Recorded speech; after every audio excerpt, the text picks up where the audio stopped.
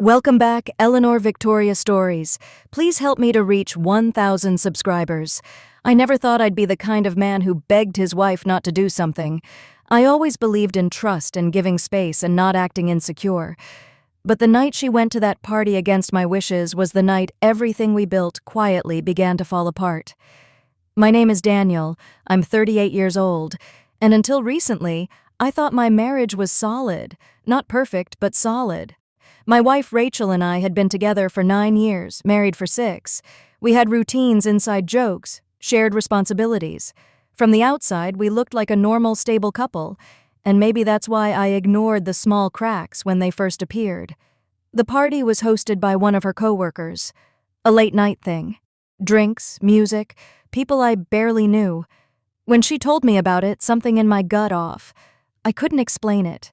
It wasn't jealousy, not really. It was more like a quiet warning I couldn't shake.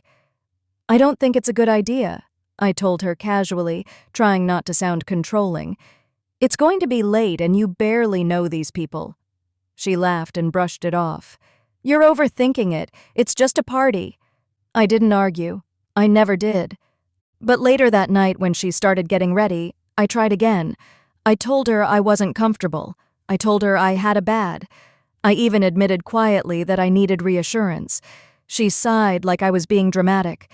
"You don't trust me?" she asked.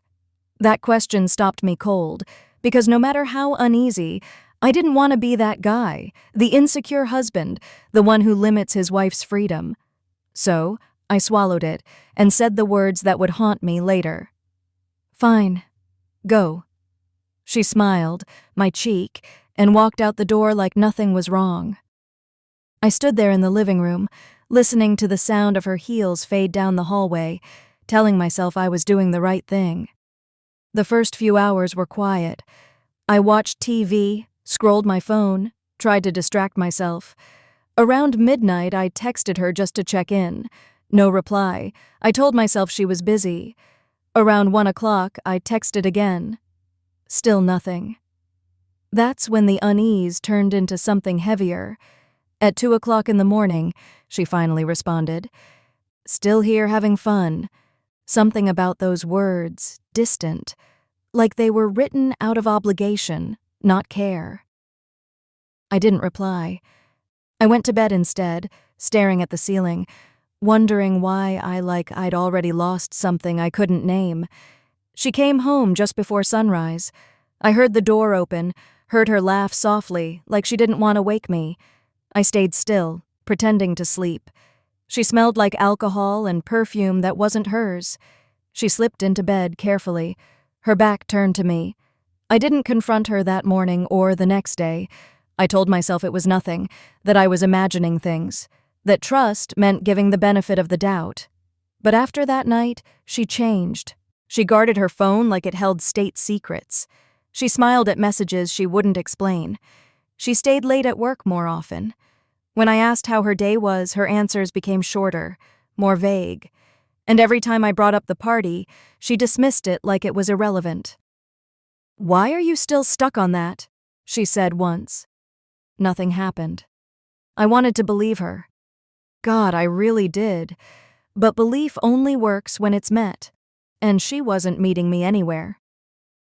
A week later, I ran into one of her coworkers at the grocery store, a guy I vaguely recognized from a photo she once showed me. We exchanged small talk. Then, almost casually, he said, "That party last weekend was wild." I froze. Before I could stop myself, I asked what he meant. He hesitated, then shrugged. "Just a lot of drinking. Rachel seemed really close with someone." I didn't hear the rest of what he said. My ears were ringing. My tight. I went home and sat in my car for nearly half an hour, staring at the steering wheel, replaying every moment, every warning I had ignored. That night, I finally asked her directly, "Did you cheat on me?" She laughed. Not nervously, not defensively. She laughed like the question itself was ridiculous. "You're being paranoid," she said. "You told me to go, remember?"